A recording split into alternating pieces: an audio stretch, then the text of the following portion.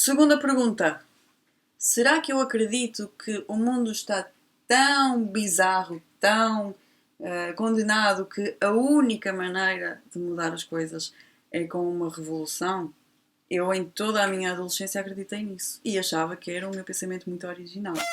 Não é? É curioso porque eu não sabia quem era Marx, não sabia quem era Lenin, Trotsky, essa malta toda, né? Esse grupo fixe. Não os conhecia e, no entanto, as minhas ideias eram as ideias deles. Que coisa curiosa. E eu aposto que muitos de vocês também pensam isso. Que a única forma de isto mudar é com uma revolução. E acabou. Né? Então vão lá estudar a Revolução Francesa, vão lá estudar a Revolução Russa, vão lá estudar a Revolução Chinesa. Estudem as revoluções e tirem as vossas conclusões. Existem aqui duas coisas. A primeira é que uma revolução, como teoricamente se acha que é a revolução, ou seja, um movimento espontâneo do povo, da maioria, muita gente vai derrubar o sistema, essa coisa, não é? Se isso realmente acontece, isso é um caos.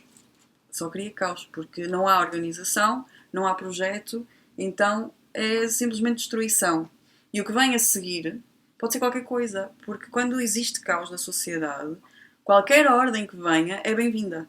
Vão estudar, por exemplo, porque é que o Stalin e o Hitler fizeram um pacto de não agressão, ou melhor, porque é que o Stalin aceitou fazer um pacto de não agressão com o Hitler. O Hitler estava a planear invadir a Europa. E o Hitler era anti-marxista e era supostamente anticomunista, não é? Embora fosse socialista. Vá-se lá perceber a cabeça destas pessoas. Então a Rússia, ou a União Soviética, estava na lista de Hitler para invadir, obviamente, não é? Então fica estranho, não é? Stalin, sabendo disso, sabendo que o Hitler queria dominar a Europa e que era anticomunista, porque é que ele fez um pacto de não agressão, não é? Então porquê é que ele fez isso? Porque ele sabia, o Stalin sabia que ao haver uma guerra dentro da Europa e a Rússia ficando fora, toda a Europa ia ficar num caos, né? Ia ficar destruída.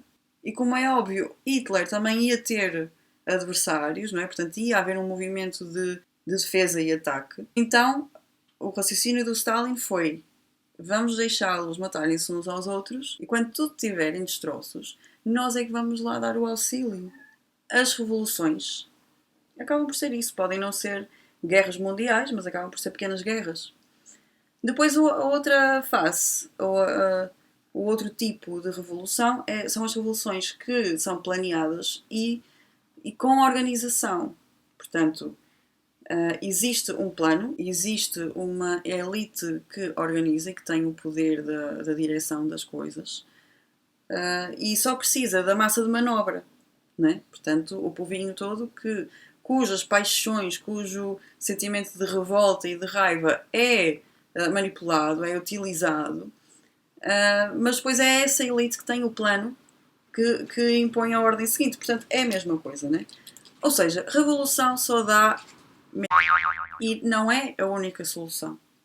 Portanto, se calhar, fazia-nos melhor como indivíduos, né? Como pessoas, passarmos mais tempo a pensar em responder aos problemas práticos, né, concretos que aparecem nas nossas vidas, do que servir de massa de manobra para esses movimentos que querem revolução, seja ela organizada ou não, né?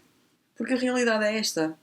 Se as pessoas estão ocupadas com a sua própria vida, ninguém as pode usar para os seus próprios intentos. Eu acho que a única boa solução, ou a melhor solução, é mesmo que as pessoas se eduquem e aprendam estas coisas todas, como é que estas coisas funcionam, e aí ficam com mais ferramentas para lidar com a vida prática, não é? Com a vida prática em todos os seus sentidos, seja questões materiais ou imateriais. E isso também fará com que elas não se juntem a esses movimentos.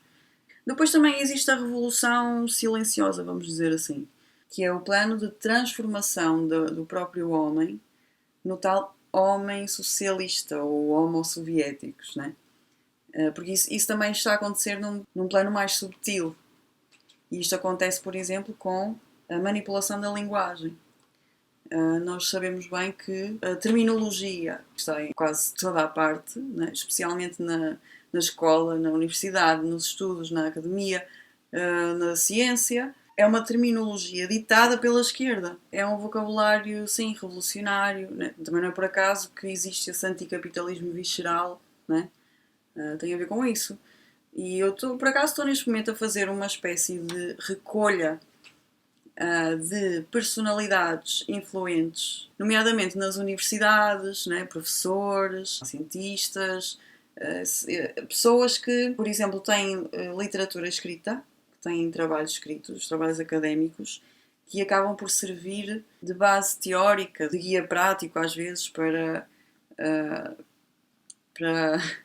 para a realização dessa revolução que eles tanto querem. Né? Esse projeto é inspirado no livro O Imbecil Coletivo, do Olavo de Carvalho. Portanto, eu espero que ele não se chateie, não é? Eu dei-lhe o crédito todo, o crédito é dele, o Imbecil Coletivo. Por isso, se estiverem interessados, vão lá, vou deixar o link na descrição. Já tenho um site, só que só tem um imbecil ainda. Estou à procura de outros. Se tiverem sugestões, avisem. Mas a ideia é pegar pronto, nas coisas que essas pessoas dizem e não só, não é? O alcance da sua influência e mostrar como eles contribuíram em muito para construir a imagem que as pessoas comuns têm da vida e do passado. Até porque essa parte da revolução silenciosa, entre aspas, é a mais perigosa porque é que passa despercebida.